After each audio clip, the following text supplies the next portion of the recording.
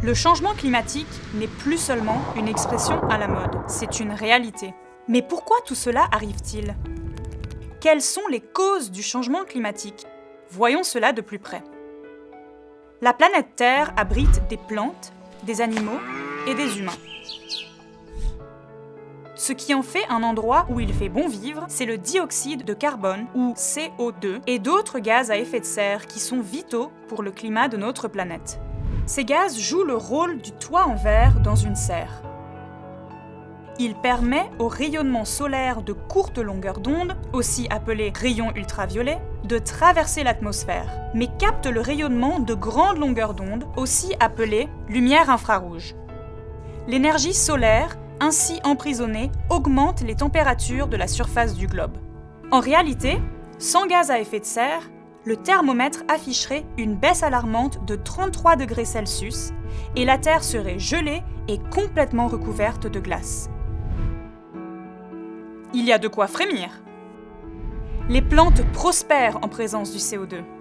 Environ un quart du CO2 atmosphérique est converti en glucides par les plantes grâce à la photosynthèse, qui est la source d'énergie principale pour la plupart des créatures vivantes qui rejettent du CO2 par la respiration. Cet échange de CO2 régule le climat et nourrit la vie sur Terre. Et cette image magnifique de la vie est restée constante depuis la fin du dernier âge glaciaire, il y a 10 000 ans. Alors, que s'est-il passé ? Plus de 2 siècles et demi d'industrialisation ont généré de grandes quantités de carbone fossile qui étaient auparavant piégées. Un changement radical du niveau de CO2 dans l'atmosphère. L'activité humaine est responsable de ce changement important du thermostat de la Terre et c'est la cause fondamentale du réchauffement climatique rapide que nous observons aujourd'hui. Ce que nous observons aujourd'hui, ce ne sont pas seulement des températures plus élevées, mais aussi la fonte des glaciers et l'élévation du niveau des océans, des changements dans les modèles de précipitation qui changent avec des précipitations plus fortes, des vagues de chaleur et des périodes de sécheresse plus fréquentes et plus intenses, pour ne citer que quelques-uns de ces effets. Nous devons nous attendre à des conséquences catastrophiques pour les écosystèmes et la société si nous ne parvenons pas à limiter et à stabiliser la hausse des températures en dessous de 1,5 degré Celsius d'ici la fin du siècle. Mais tout n'est pas perdu.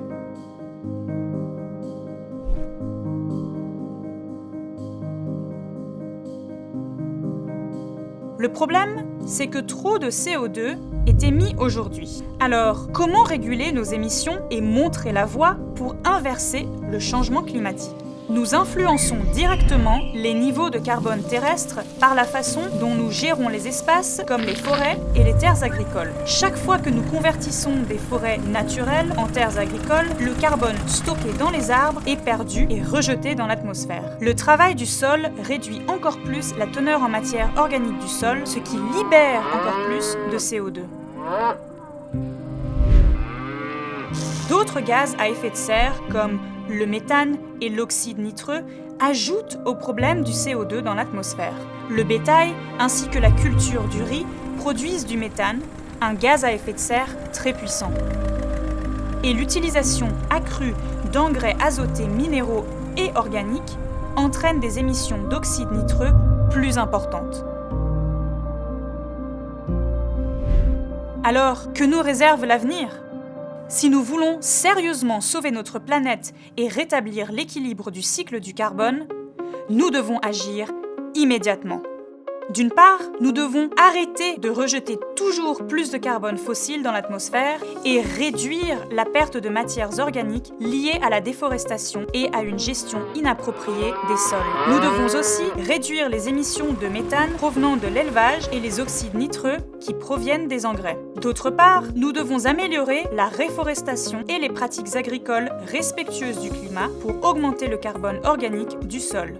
Ces mesures contribueront à limiter et à stabiliser la hausse des températures en dessous de 1,5 degré Celsius d'ici la fin du siècle. Nous pouvons tous faire la différence dans notre vie quotidienne pour aider à rétablir l'équilibre du cycle du carbone. Chaque petite action compte, les vôtres comme les nôtres. Après tout, sauver notre planète pour nous-mêmes et pour les générations futures est une affaire sérieuse.